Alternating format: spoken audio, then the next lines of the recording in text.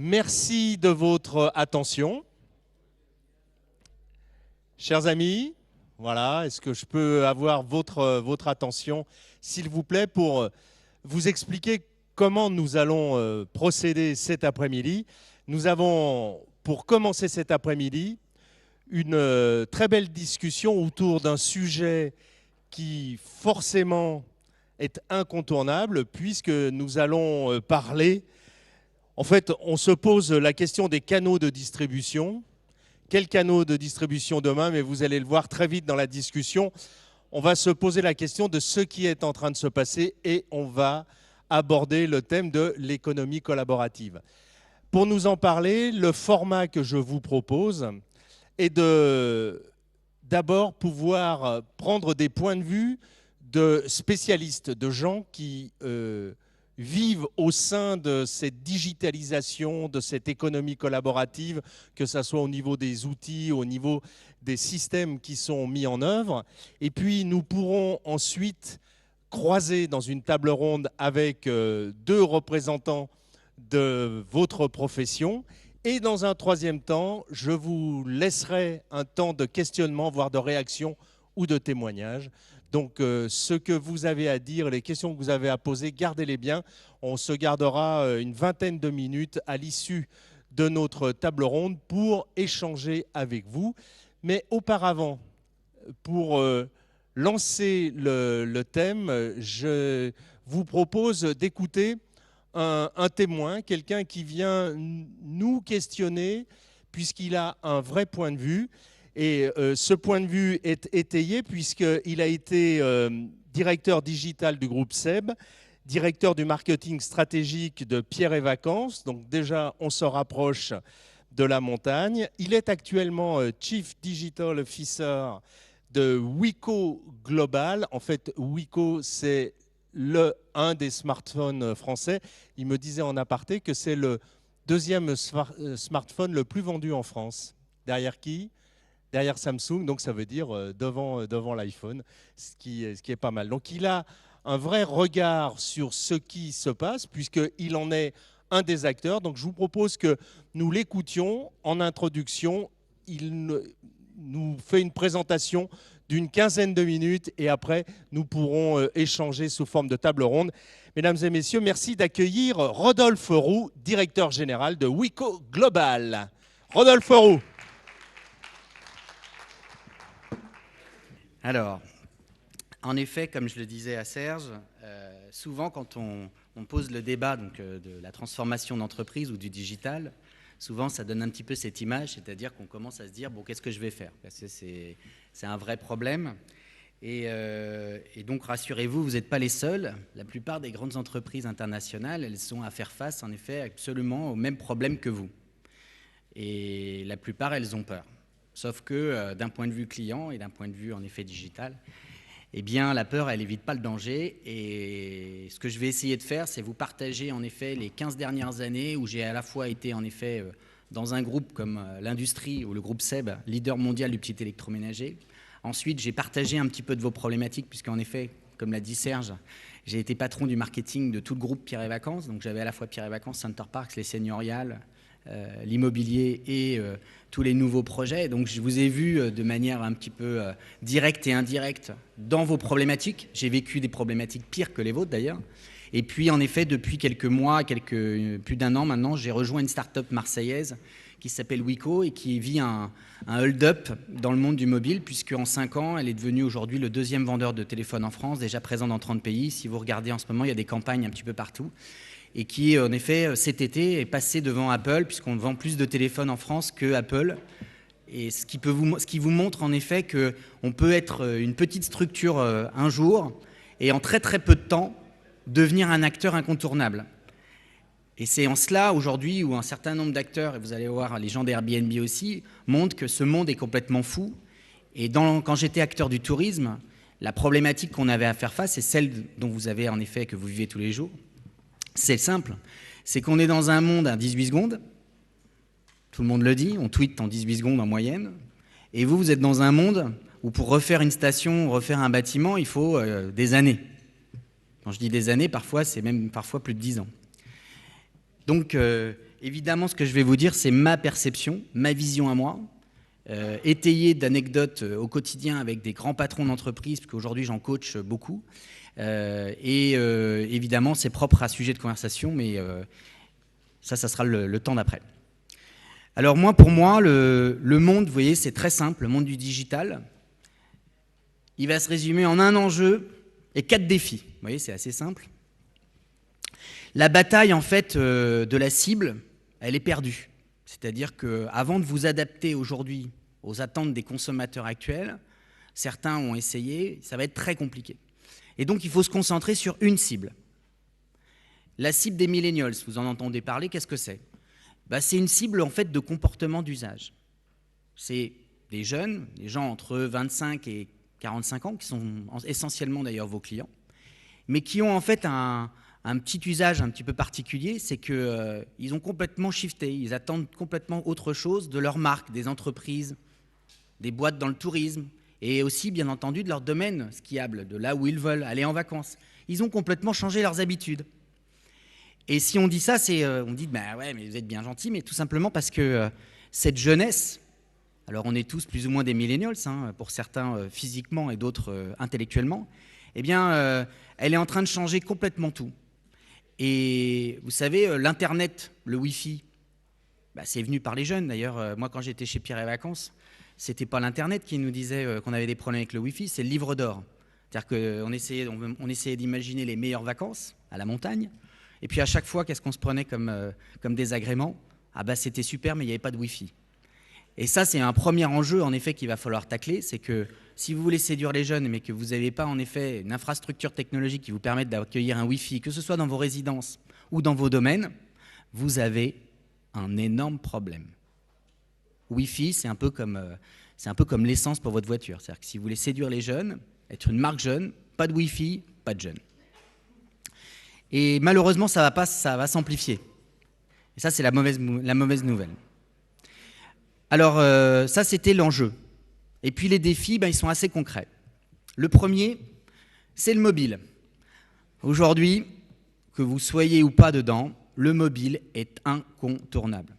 Vous regardez à table, moi, je suis dans le mobile. On a vendu 3 millions de téléphones cette année. On va en vendre 4 millions l'année prochaine. Les Italiens, il y en a 24% qui ont 3 téléphones. Les Français, ils sont tous avec leur téléphone. C'est devenu un objet à la fois tellement pratique et tellement anxiogène que si vous ne pensez pas mobile, vous allez louper le défi.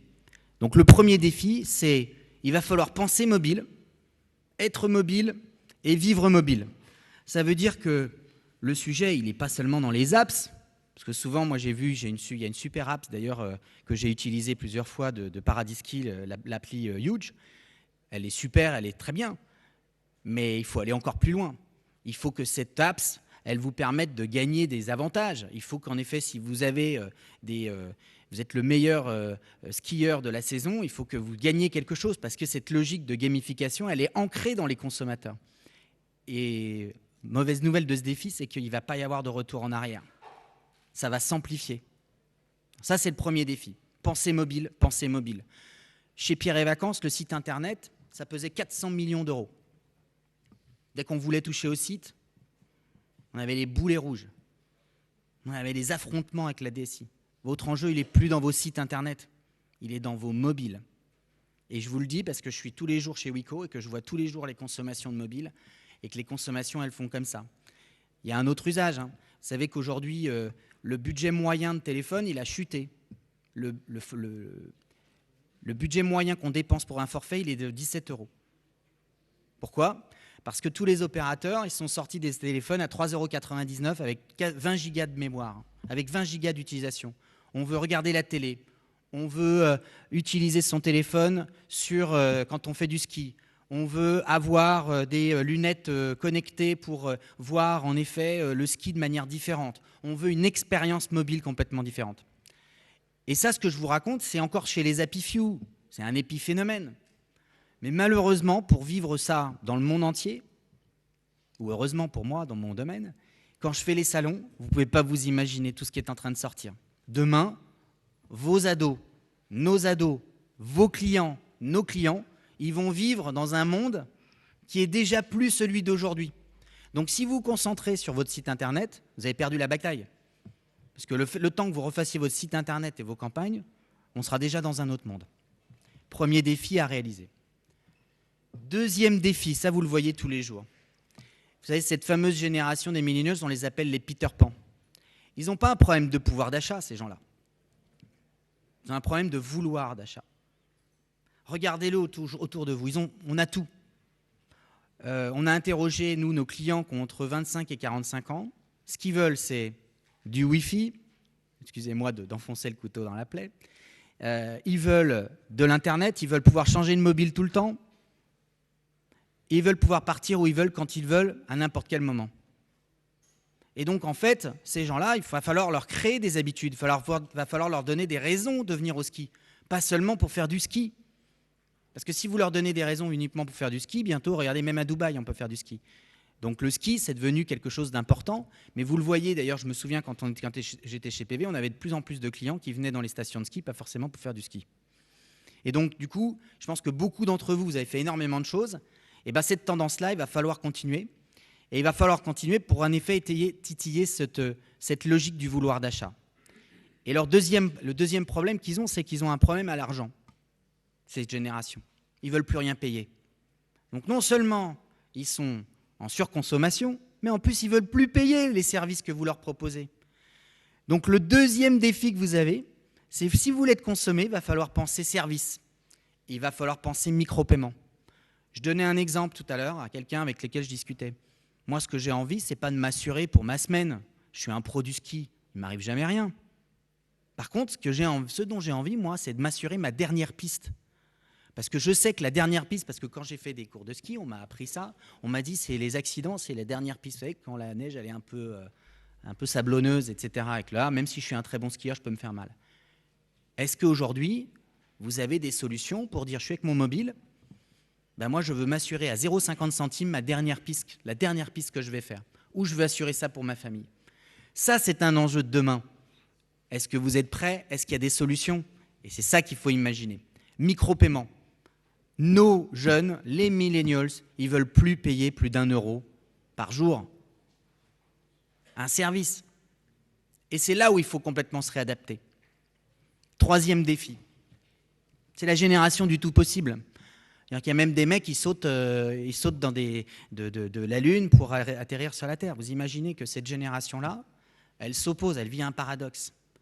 Elle veut tout ubériser. Vous savez, c'est le fameux mot de Maurice Lévy qui a dit « tout le monde a peur de se faire ubériser ». Chez Pierre et Vacances, on s'était déjà fait, et dans le tourisme, vous êtes fait ubériser plein de fois. Hein. Booking. Vous imaginez quand même que Booking, ils sont arrivés, ils vous ont déjà ubérisé.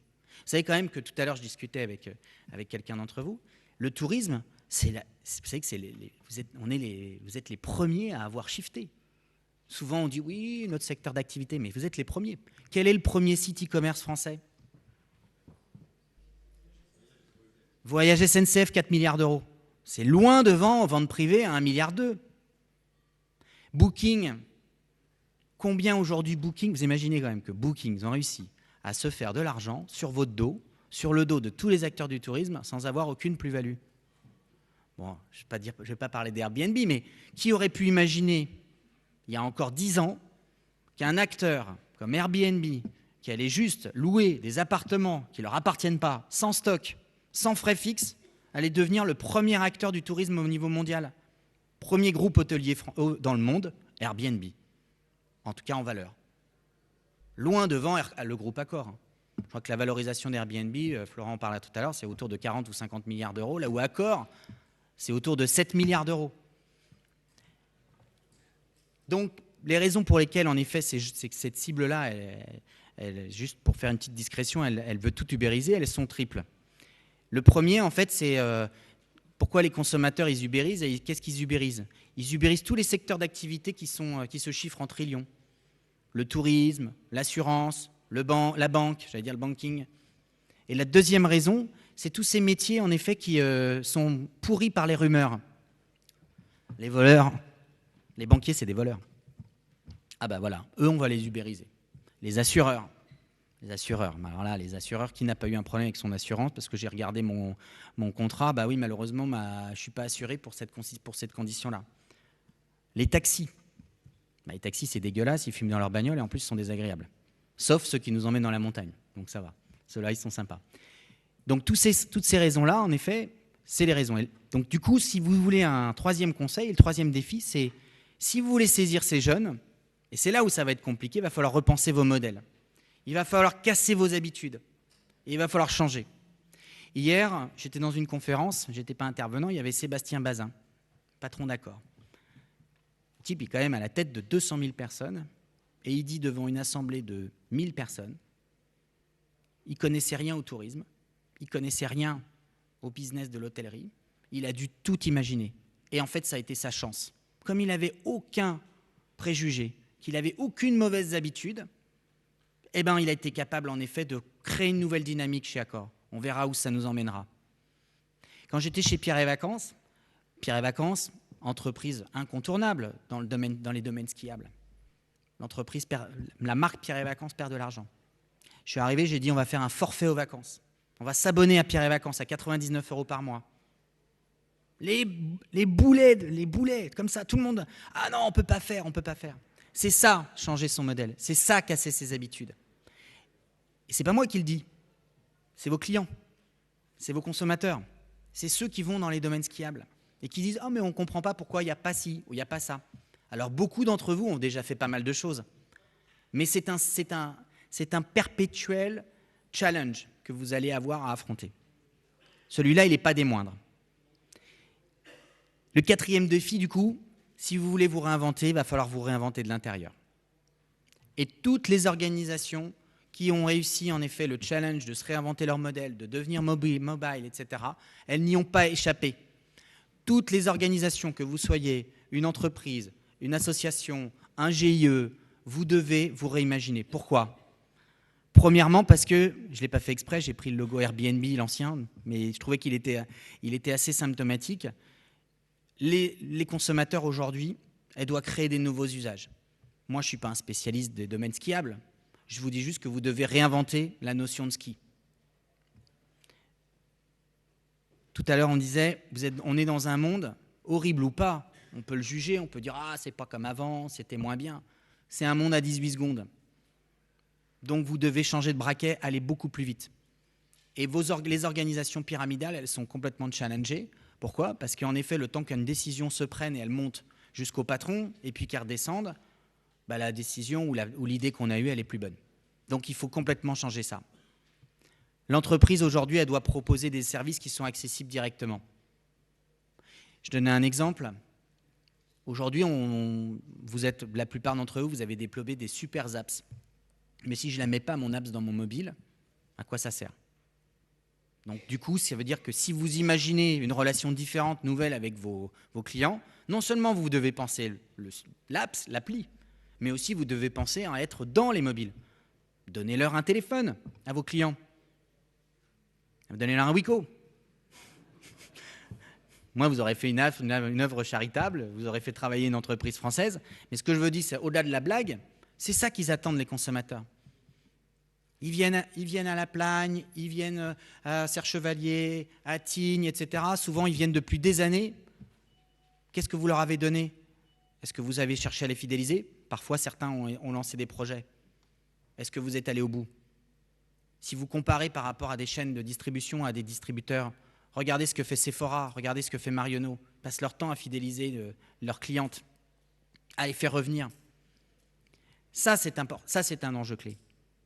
Et puis, le quatrième sujet qu'il faut absolument aborder, alors ça, c'est à la fois un sujet IT, d'organisation, c'est qu'au-delà de vos applis, il faut avoir un projet connecté pour être capable de saisir ce client.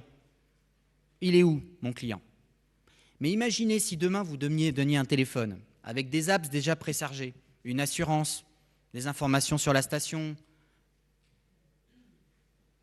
des applis de sport, et que ce client-là, du coup, il passe par ce téléphone-là pour réserver son restaurant, choisir sa bonne vitesse, se connecter avec son bon service d'assurance, etc., louer ses skis.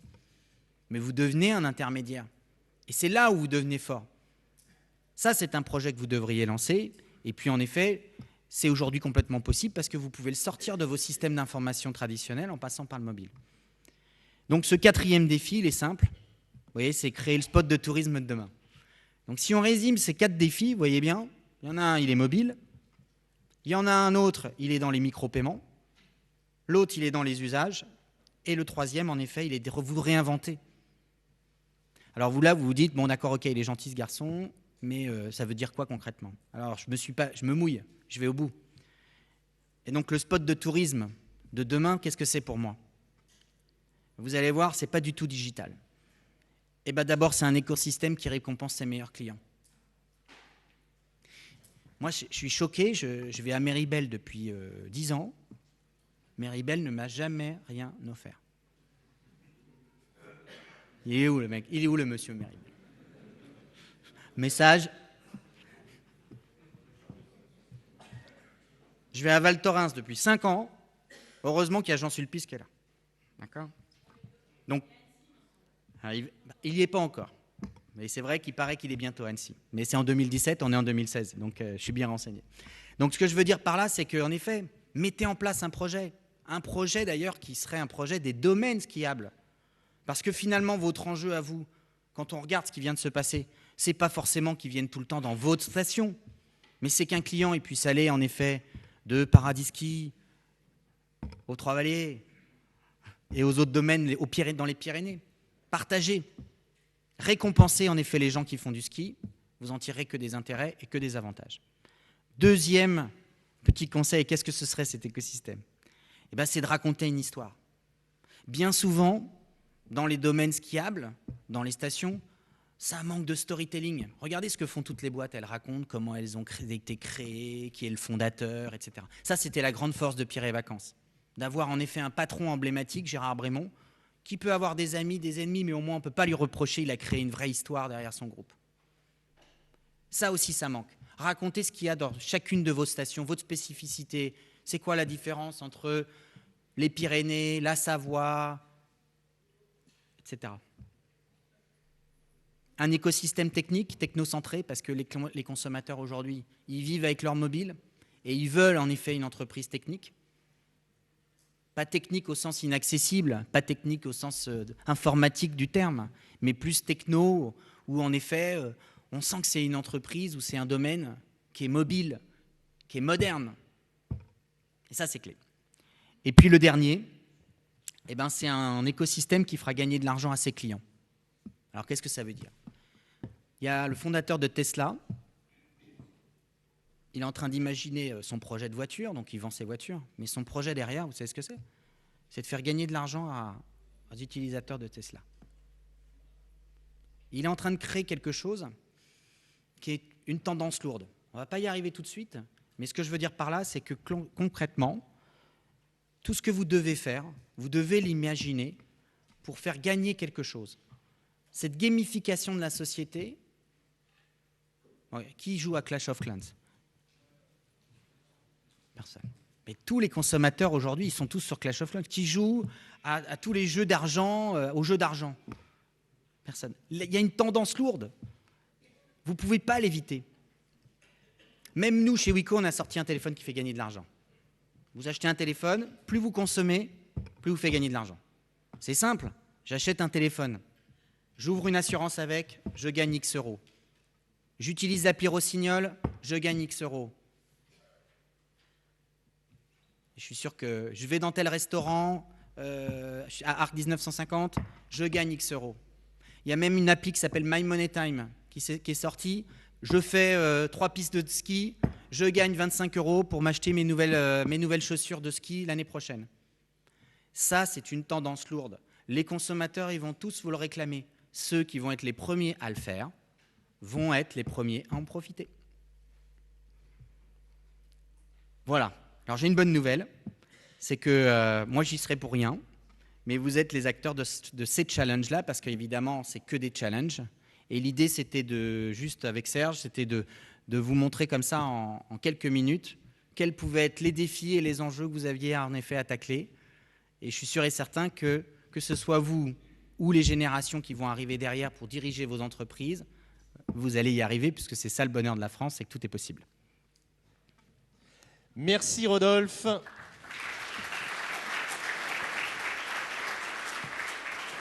Merci d'avoir pu en quelques minutes juste nous donner quelques envies, quelques grandes lignes. On va maintenant continuer la discussion. Je vous rappelle que tout à l'heure, je vous donne la parole. Et puis